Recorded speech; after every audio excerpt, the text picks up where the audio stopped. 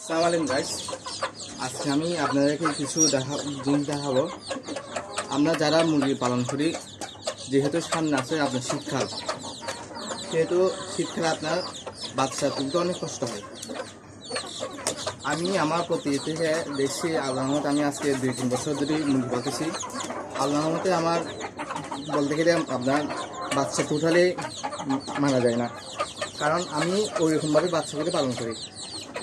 বেশি কিছু করতে আপনার বাচ্চা সুস্থ রাখার জন্য, মুরগি সুস্থ রাখার জন্য বেশি কিছু করতে হবে না। খালি আপনার যখন বাচ্চা ফুটাবে তখন আপনার কি 1 মাস ধরে আপনার ওই বাচ্চাকে আপনি পিজার মধ্যে এইভাবে পিজার মধ্যে আপনি বন্দি করে রাখবেন। আর 15 দিন 1 মাস খাওয়াতে পারলে আপনি ভালো, কিন্তু মাস দিয়ে আপনার 15 দিন ধরে আপনার এইরকম ফিল্টারে 1 ফিল্টার পানি নিয়ে এতটুকু লেবু 1 লেবু দিবেন, 1 চামচ চিনি দিবেন। 1 চামচ চিনি দিয়ে প্রতি মানে লেবুর পানি ছাড়া আপনার কোনো কিছু দিবেন না।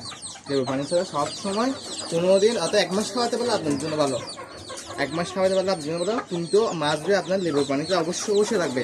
এতে আপনার মুরগি বাচ্চা আপনার সুস্থ সবল, একদম কোনো রকমের আপনার কোনো ক্ষতি করবে না। এভাবে মুরগি বাচ্চাদের রাখবেন।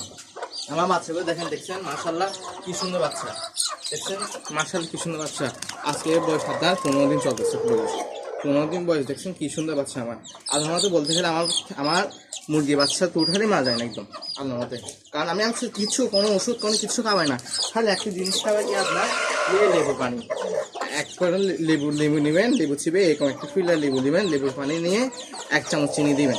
চিনি দিয়ে 15 দিন 1 মাস খাওয়াতে পারলে আপনার জন্য ভালো, কিন্তু 15 দিন মাছ দিয়ে খাওয়াতে হবে।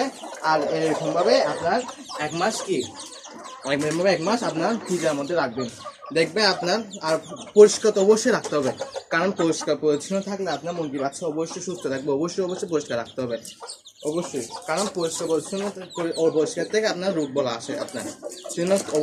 অবশ্যই আপনার পরিষ্কারের মধ্যে রাখতে হবে, বুঝছেন। যখন পরিষ্কার মধ্যে রাখবেন, দেখবে আপনার মুরগি বাচ্চাতে রোগ বলা কম আসতেছে।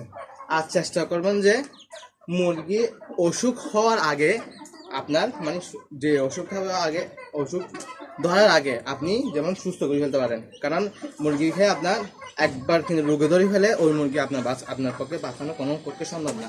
মুরগি দিয়ে বাচ্চাতে হলে আপনার রোগ ধরার আগে আপনার ওষুধটা সুস্থ করে ফেলতে হবে।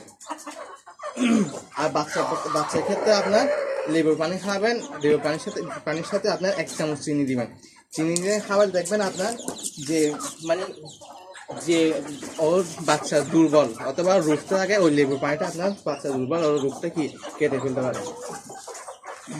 তো এখন আমি আপনাকে বলতে চাচ্ছি, বাচ্চাকে পালন করতে হলে আপনার অবশ্যই পরিষ্কার পরিচ্ছন্ন রাখতে হবে।